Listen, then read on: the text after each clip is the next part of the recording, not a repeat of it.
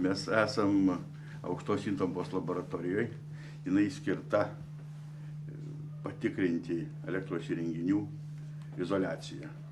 Na, ko gero, kaip studentai žino, kokia populiariausia yra izoliacija energetikoje. Ką? PVC.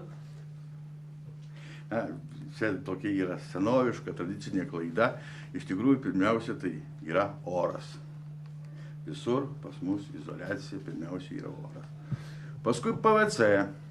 Paskui kas? Ir galų gale mes prieinam prie medžio.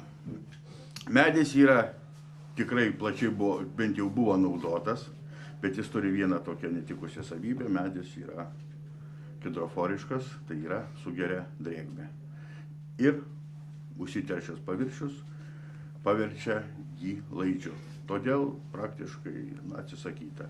Vietojo praktiškai užėmė PVC arba plastikas tą vietą.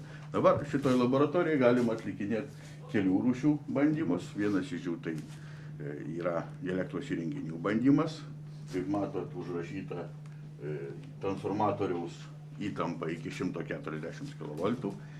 Ir kitas stendas tai yra apsauginių priemonių stendas.